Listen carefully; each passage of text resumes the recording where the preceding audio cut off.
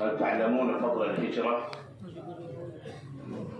الهجرة إذا كانت لله ورسوله، إذا كانت لله فإن أجرها عظيم، لأن الإنسان يفر بدينه وهو أغلى شيء عند الإنسان. حتى إن النبي صلى الله عليه وسلم منع المهاجرين من العودة إلى مكة، وهي أشرف البقاع وأقدسها، وهي أشرف البقاع وأقدسها. منع المهاجرين بالعودة إليها.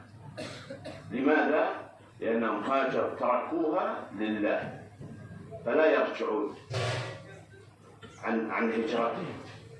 ولهذا صلى الله عليه وسلم قال: ولكن البائس سعد بن خولة وهو من المهاجرين توفي في مكة في حجة الوداع، فالنبي صلى الله عليه وسلم يرثي لحاله لأنه توفي في مكة في بلد الهجرة التي هاجر منها، مع أن الإنسان لا يتحكم في موته، الإنسان لا يتحكم في موته، ومع ذلك النبي صلى الله عليه وسلم رثى لحاله.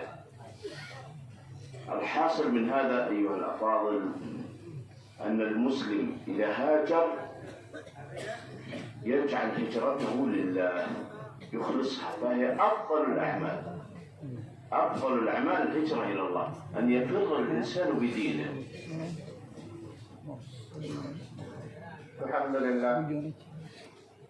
মেহমান খুতবার পরে বয়ান ফরমান আমাদের মুহাজির ভাই একদল হিজরত কি জিনিস, হিজরত দিয়া কত দামি, কইলা লাভজনক, কইলা ফজিলতর মারা জানান।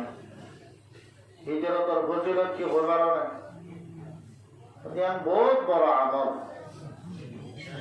যদি হিজরত আল্লাহ বলি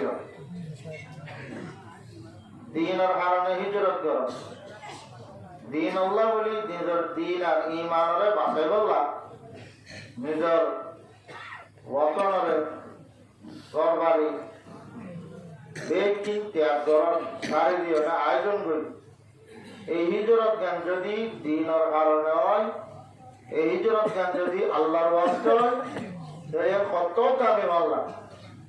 রাসূলুল্লাহ সাল্লাল্লাহু আলাইহি ওয়াসাল্লাম মুহাজিরিন আলারে মক্কা শরীফ থেকে মদিনা শরীফ হিজরত করে যাওয়ার পরে মক্কা ওয়াপস যাই বললাম মানা গেছি, তোমরা ওয়াপস না যাইও। অথচ মক্কা কত কি তারপরে নগাইতে গেল, অত জিয়ান তোমরা আল্লাহ বলে ছাড়ি দিও, আবার ধরতে গেল। হিজরত আল্লাহর ওয়াস্তে নিয়ত ঠিকঠাক ইয়ান আল্লাহ তাআলার কাছে বহুত বড় দামি, বহুত বড় মর্যাদা।